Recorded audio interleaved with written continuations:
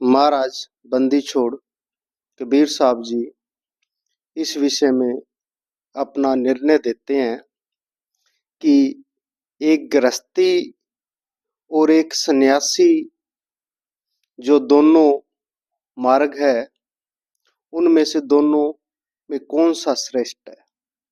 इसका निर्णय महाराज बंदी छोड़ कबीर साहब जी अपनी वाणी में लिखते हैं। कहते हैं, कबीर धारा तो दोहूं भली, के गृही बेराग, गृही दासा तन करे, बेरागी अनराग। महाराज बंदी छोड़ कबीर साहब जी कह रहे हैं कि इस संसार में दो धारा चली आ रही है, दो रास्ते चले आ रहे हैं। एक है गृहस्थाश्रम का, गृहस्थी का, और दूसरा है सन्यासियों का, विरागियों का। महाराज कहते हैं, कबीर धारा तो दोहूं भली। महाराज बंदी छोड़ कहते हैं कि दोनों ही धारा अपनी अपने जगह सही है। गृहस्थी भी पार हो सकता है, वैरागी भी पार हो सकता है, अगर दोनों अपनी अपनी जगह अपने अपने धर्म पर सही हो जाएं तो। फिर महाराज कहते हैं, दोनों के लक्षण बता रहे हैं बंदी छोड़। कहते हैं, गृही दासा तन करे, बैरागी अनराग।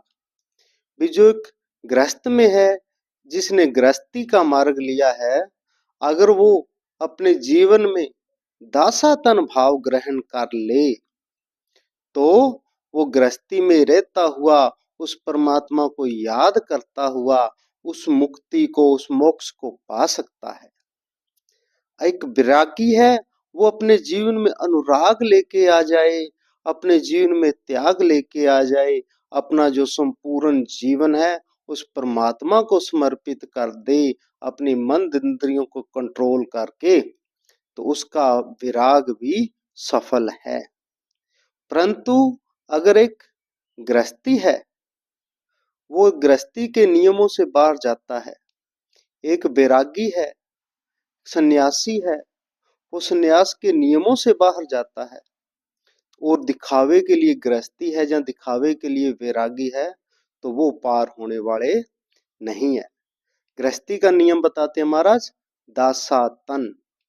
क्योंकि इस गृहस्थी को चलाने के लिए नाना प्रकार के इस समाज में काम करने पड़ते हैं, नाना प्रकार के झूठ बोलने पड़ते हैं, नाना प्रकार के जो है पर्देदारी एक दूसरे से करके दिनचर्या चलानी पड़ती है। ऐसे ऐसे कर्म इस जीव को लग जाते हैं, झूठ भी बोलना है, लोभ भी करना है, बेअंत। महाराज गरीबदास जी कहते हैं, कोट कर्म जो तन लपटाई, दासा तन बिना कटे न भाई। कि जो ये गृहस्थी को चलाने के लिए तू करोड़ों कर्म कर रहा है, जो तेरे तन से लिपटे हुए हैं, अगर तेरे अंदर दास भाव नहीं आया, दासातन नहीं आया, तो ये कटने वाले नहीं है। इसलिए गृहस्थी को चाहिए कि उसके अंदर दास भाव हो, अपने गुरु के प्रति, अपने इष्ट के प्रति तो संपूर्ण समर्पण और संपूर्ण दासातन हो। महाराज गरीबदास जी नहीं कहते हैं, गरीब बांदी जाम गुलाम गुलाम गुलाम हूं, खड़ा रहूं दरबार सो आठो जाम। महाराज कहते हैं कि मैं तो हे मालक, हे ईश्वर, हे सतगुरु, हे बंदी छोड़, आपके गुलामों के गुलामों के गुलामों का गुलाम हूं। हे मालक, आपके सेवकों का सेवकों का सेवकों का सेवक हूं। बांदी जाम गुलाम गुलाम गुलाम हूं, खड़ा रहे दरबार स्वाठो जामू। कितनी अधीनता है, कितना दासातन का भाव है। ऐसा ही भाव अगर गृहस्थी को होगा, तो जो वो गृहस्थी चलाने के लिए इस माया के इस गुण रूप संसार में जो बेअंत अब जो ना करने योग्य काम भी करता है, जो कर्म उसके तन पे से लगते हैं, अगर वो दासातन उसके अंदर आ गया तो उसके सारे कर्म कट जाएंगे। महाराज कहते हैं, दास भाव जो हृदय माए, कोट बजट टूटे नहीं ताही। अगर दास भाव हृदय के अंदर आ गया तो चाहे कोटों वृज्यों का प्रभाव हो, पर वो जीव यहाँ से निकल जाएगा, अपना पूरा फर्ज निकल करके चला जाएगा। फिर महाराज कहते हैं अगर गृहस्थी के अंदर दास भाव नहीं आया फिर क्या होगा? फिर महाराज कहते हैं दासा तन जो जीव की आवे, योनि जन्म न देह धरावे। अगर जिस भाव के अंदर दास भाव आ गया, अपने आप को संपूर्ण समर्पण जिसने कर दिया, वो एक गृहस्थ में रहता हुआ भी अपना जो है जन्म से पार हो सकता है। दास सातन जीव के आवे, योनि जन्म ना देह धरावे। उसका जो जन्म मरण का योनियों के अंदर जो जन्म और मरण उसका हो रहा है 84 के अंदर, उससे वह मुक्त हो जाएगा। फिर महाराज कहते हैं दास भाव बिना लंका खोई, राज रसातल कुल है बगोई। महाराज कहते हैं कि गृहस्थी में तो रावण भी गया था, गृहस्थी में तो लंकापति रावण भी गया था, पर हुआ क्या? कहते हैं दास भाव बिना लंका खोई, राज रसातल कुलह भगोई। रावण जो 4 वेदों का ज्ञाता था, महान विद्वान पंडित था, परंतु उसके अंदर दास भाव नहीं आया, और दास भाव नहीं आने के कारण उसका संपूर्ण राज नष्ट हो गया। महाराज कहते हैं दास भाव बिना हार्या जन्मा, आशा तृष्णा रह गई धनमा। कि रावण की जो दास भाव नहीं था, झुकना नहीं आया, उसका जो एक अनमोल जन्म था वो ऐसे ही बर्बाद हो गया, गृहस्थ में जाकर बर्बाद हो गया। महाराज कहते हैं उसकी आशा तृष्णा जो है धन में ही रह गई, और वो धन तो साथ में नहीं गया। उसने सोने की लंका बनाई, क्या रति कंचन पाया नहीं, रावण चलती बार। महाराज गरीबदास जी कहते हैं कि एक रति सोना भी रावण जब यहाँ से गया तब नहीं लेके जा सका। क्यों? क्योंकि उसके अंदर अधीनता ही नहीं थी, इसलिए उसने सारा कुल नाश किया। महाराज गरीबदास जी फरमान करते हैं, इसका पूरा निकालते हैं। कहते हैं दास भाव बिन बहु गए, रावण से रणधीर, लंक बिलंका लूट गई, जम के पड़े जंजीर। कि ऐसे अगर गृहस्थी में गए भाई और दास भाव नहीं रखा और सिर्फ धन मकान जोड़ने में ही लगा रहा, तो रावण जैसा घर तो कोई अभी जो गृहस्थी हैं वो बना नहीं सकते। संपूर्ण सोने की लंका उसने रहने के लिए बनाई थी। समुद्र लंका सा कोट समुद्र सी खाई। ऐसा आज के जो गृहस्थी हैं क्या वो बना सकते हैं? रावण जैसा घर बना सकते हैं? रावण जैसा किला बना सकते हैं जिसके चारों तरफ 100 योजन तक खाई थी, कोई पहुंच भी नहीं सकता था? क्या ऐसी बना लोगे? कोई नहीं बना सकता। महाराज कहते हैं अगर बना भी ली, रावण ने बना भी ली, तो क्या हो गया? वो बर्बाद हो गया, खाली हाथ गया। मनुष्यों की जूनी जो राक्षस जूनी कहलाया, विद्वान होकर भी जन्म हार गया। फिर महाराज कहते हैं कि तुम गृहस्थ में पढ़ के परिवार बढ़ाने के चक्कर में लगे हो, मेरा बेटा मेरी बेटी मैं ये कामयाबी दिलाऊं। तो महाराज कहते हैं 1 लाख पूत 1.25 लाख नाती, ता रावण घर दिया न बाती। कि रावण जैसा परिवार तुम जितनी मर्जी कोशिश कर लो, तुम नहीं बना सकते। महाराज कहते हैं 1 लाख पूत 1.25 लाख नाती। इतना विशाल परिवार था। मेघनाथ जैसा उसका पुत्र था जो लंका से चल के स्वर्गपुरी तक इंद्र को जीत के लेके आया। इंद्रजीत नाम था जिसका। ऐसा क्या तुम्हारे पुत्र है?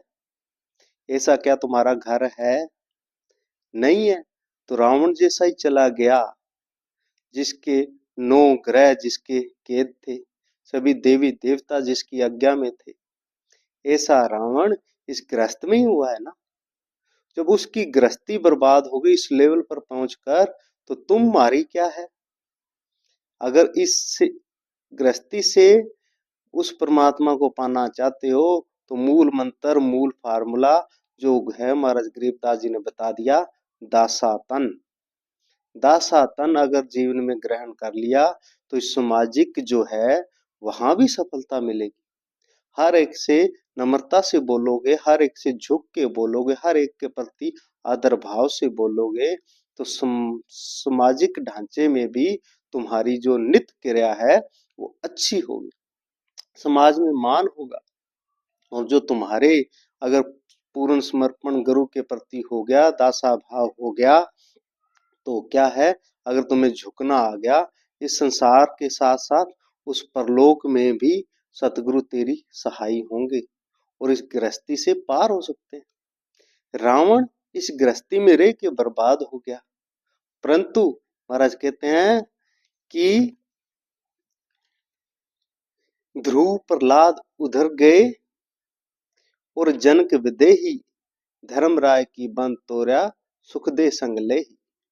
कि ध्रुव, प्रहलाद और राजा जनक ये तीनों गृहस्थी थे, गृहस्थ में रहे, पर अपने ईश्वर के प्रति, अपने इष्ट के प्रति एक नम्रता थी, समाज में भी नम्रता दिखाई, महापुरुषों के आगे झुकना इनको आया, सच्चाई पर रहे, तो ये गृहस्थी में रहते हुए भी उस पूर्ण पदवी को पा गए जहां कोई बड़े बड़े योगी सन्यासी अनेकों जन्मों की तपस्या के बाद भी नहीं पहुंच पाते। ध्रुव को वो पदवी मिल गई जो अनेकों योगी अगर सैकड़ों जन्मों तक भी सन्यासी रहें तब भी नहीं पा सकते, वो पदवी ध्रुव को मिली, अटल पदवी मिली।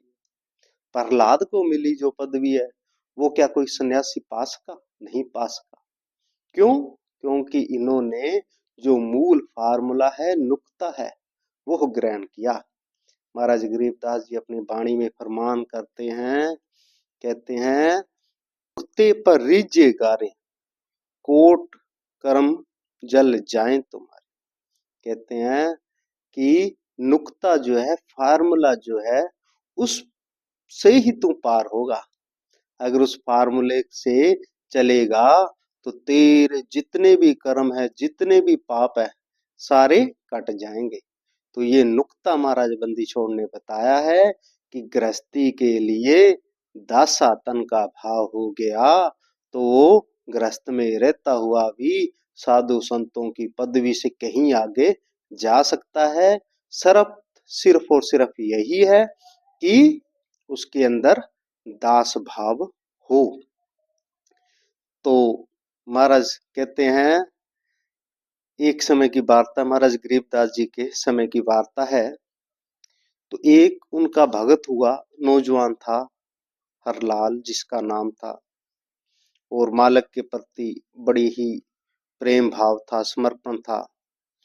तो वो छुडानी धाम में रहने लगा और बोला, भी महाराज मैंने शादी नहीं करानी है और मैंने आपके चरणों में संपूर्ण जीवन जीना है। वो इकलौता लड़का था, परिवार वाले भी आ गए, सभी बाकी रिश्तेदार भी आ गए। बोले, महाराज जी भाई हम इसकी शादी करेंगे, आप इसको बताओ, बोलो।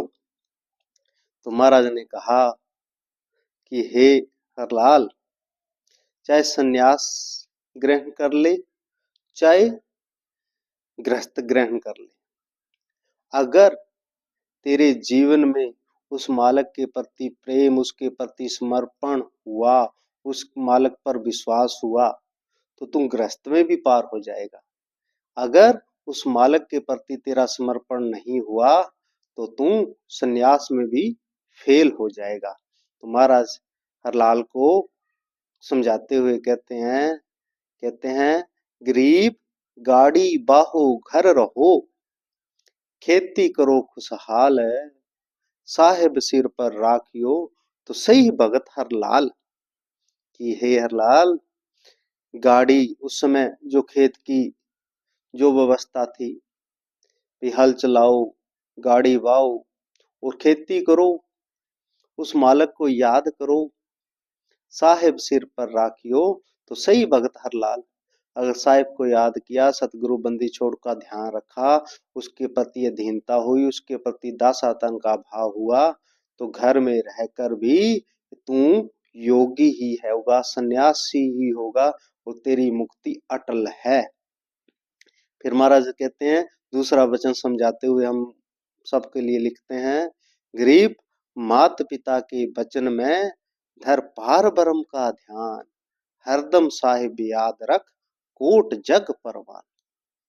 कि हर दम साहिब याद रख, मात पिता के वचन में, माता पिता जो भी वचन करें, उन्होंने तुझे जन्म दिया है, उनकी ही आज्ञा में रहो, और उनकी आज्ञा में रहते हुए भी उस पार ब्रह्म पूर्ण सतगुरु को समर्पित रहो, उससे तार जोड़ के रखो, तो हरदम साहिब याद रख कोट जग परवान। तो अगर तेरे अंदर उस परमात्मा की हर पल तड़फ है, तो तेरे सारे ही कर्म यज्ञों के समान है। अगर तू यज्ञ कर रहा है, तेरी अंदर की प्रीति नहीं जुड़ी है, तो तेरा यज्ञ व्यर्थ है। इसलिए अगर साहिब को सच्चे हृदय से, दासातन से याद रखेंगे, तो गृहस्थी के सारे कर्म ही यज्ञ के समान महाराज ने बताए हैं। और सन्यासी अगर यज्ञ कर रहा है, जो भी कर रहा है, पर उसके अंदर सच्चे हृदय से उस मालिक के प्रति प्रेम नहीं है, तो उसका जो यज्ञ है वो व्यर्थ है। दोनों ही बातें हैं। फिर महाराज लास्ट में कहते हैं, टेरे डांडे खुश रहो, खुश रहे लहे ना मोक्ष, ध्रुव प्रहलाद उतर गए तो डेरे में क्या दोष। महाराज कहते हैं कि जैसे पहले बता दिया कि ध्रुव प्रहलाद जनक ये सभी जो है गृहस्थी में रहते रहते भाई पार हो गए, तो अगर तू भी इनके दिखाए रास्ते पे चलेगा, तो तू भी पार हो जाएगा भाई। इसलिए दोनों धारा, धारा तो दोहू भली के ग्रही बेरा, दोनों ही धारा भली है। अगर गृहस्थी है, अगर वो अपने गृहस्थी के नियम पे खड़ा है, तो उसकी धारा अच्छी है। अगर सन्यासी है, वैरागी है, तो वैराग के विषय में महाराज एक शब्द लिखते हैं जो अनुराग, वैरागी अनुराग। अनुराग के बारे में महाराज एक जगह लिखते हैं, कहते हैं, राग द्वेष ना करना रे, राग द्वेष ना करना रे, दरगह लेखा भरना रे। कहते हैं कि वैरागी वही है जिसके अंदर किसी के भी प्रति, किसी भी जीव के प्रति कोई ना तो राग है, ना ही कोई द्वेष है, किसी से कोई प्यार नहीं है, किसी से कोई नफरत नहीं है। महाराज बहुत, कबीर साहब जी इस बारे में बहुत सुंदर वर्णन करते हैं ना कहू से दोस्ती, ना कहू से बैर। भाई हम तो हर अवस्था में जो वैरागी है, सन्यासी है, वो अगर कोई दुख भी हो तो उसको दुख प्रभावित नहीं कर सकता। अगर सुखी हो रहा है, कोई सुख मिल रहा है, मान मिल रहा है, तो वो उसके अहंकार में भी नहीं आता। वो है असल वैराग। महाराज भगवान श्री कृष्ण गीता में दूसरे अध्याय में ये वचन करते हैं, 40 नंबर श्लोक से 45 नंबर श्लोक तक, कि स्थित प्रज्ञ क्या है, जिस सन्यासी क्या है, जिसको दुख भी प्रभावित ना करता हो, जिसको सुख भी प्रभावित ना करती हो, जिसको क्रोध भी प्रभावित ना करता हो, जिसका इंद्रियों पर नियंत्रण हो गया हो, वो है असल सन्यासी, असल वैरागी। तो ऐसा है कि अगर जिसने अंदर से अपने राग द्वेष मिटा दिए, जो सभी को एक नजर से देख रहा है, तो वो उस मालिक का प्यारा है। अगर जिस किसी के अंदर जो इष्टवादता के अंदर पड़ा हुआ है, तो वो एक वैरागी नहीं हो सकता, एक सन्यासी नहीं हो सकता। उससे तो अच्छा था वो गृहस्थी में चला जाता। क्योंकि हमारे जो संबंध है, हमारी दृष्टि के जो संबंध है, वो सबसे पहला बनता है शरीर से, आंखों से हम देख रहे हैं जो शरीर है, इनसे संबंध बना। दूसरा संबंध होता है मन से, और तीसरा संबंध होता है आत्मा से। तो जो वैरागी है, उसका संबंध तो हर एक के अंदर जो आत्मा उससे होना चाहिए। और आत्मा जब होगी तो वो ना क्रोध होता, ना कुछ भी नहीं होने वाला। और जो हम देखते हैं एक दूसरे का धर्म देखते हैं, एक दूसरे के जो कपड़ों से हम मोहित हो रहे हैं या राग द्वेष कर रहे हैं, ये सारे फर्स्ट लेवल के हैं और ये सबसे निम्न श्रेणी का ज्ञान होता है। इसलिए अगर सन्यासी है, अगर बैरागी है, तो दोनों के लिए ही ठीक है नहीं है। इसलिए जो इसके बारे में ज्यादा नहीं बोलेंगे, इसलिए मार्ग दोनों ही सही है, पर दोनों की एक अलग अलग मर्यादा है, एक अलग अलग नियम है। अगर दोनों ही अपने नियमों पर खरे हैं, उस मालक को याद कर रहे हैं, तो फिर दोनों के ही महाराज के दरबार में कर्म मंजूर होंगे। अगर दोनों ने एक दूसरे की जो मर्यादा का अवहेलना की, तो फिर दोनों रावण जैसे भी चले गए और अनेकों महर्षि भी हुए हैं, जो कि उस परम पदवी तक पहुंचते पहुंचते फिर वापस 84 में चले गए। इसलिए धारा तो दोहूं भली के ग्रही बैराग, गृही दासा तन करे बैरागी अनराग।